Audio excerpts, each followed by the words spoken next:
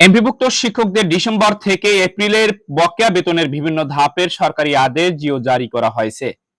এর মধ্যে বৈশাখী ভাতাও রয়েছে। শীঘ্রই শিক্ষকরা বেতন ভাতা টাকা হাতে পাবেন বলে জানিয়েছেন মাধ্যমিক ও উচ্চশিক্ষা অধিদপ্তর মাউসি কর্মকর্তারা।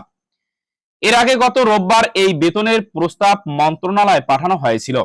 বুধবার অধিদপ্তর ও শিক্ষা মন্ত্রণালয়ের কর্মকর্তারা জিও জারির তথ্য নিশ্চিত করেছেন। জানা গেছে, এপ্রিলের প্রথম ধাপের মোট 3,78,907 জন শিক্ষক কর্মচারীর মধ্যে 2,91,518 জন ও কলেজের 87,389 জন শিক্ষক কর্মচারী রয়েছেন।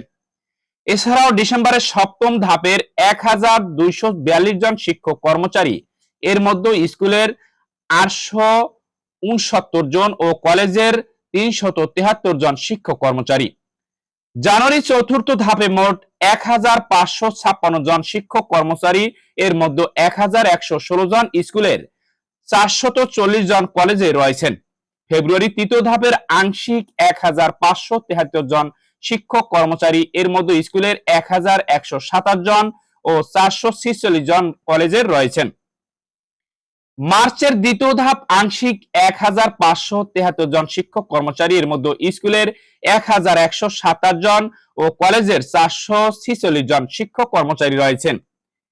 এর আগে এমপিভুক্ত স্কুল কলেজের শিক্ষক কর্মচারীর এপ্রিলে বেতন এবং ডিসেম্বর থেকে বকেয়া বেতন সম্পর্কে সর্বশেষ তথ্য জানিয়েছেন মাধ্যমিক ও উচ্চশিক্ষা অধিদপ্তর মাউসি পরিচালক অধ্যাপক ডক্টর মোহাম্মদ আজাদ খান। গত শনিবার রাত 12টার দিকে মহাপরিচালক জানান, গত বছরের ডিসেম্বর মাসের আংশিক লট 7 প্রস্তাব 17 মে রাতে শিক্ষা মন্ত্রণালয়ে পাঠানো হয়েছে। এর মধ্যে বৈশাখী ভাতা, উৎসব ভাতা রয়েছে। এপ্রিল মাসের বেতন ভাতাও রাতেই পাঠানো হবে।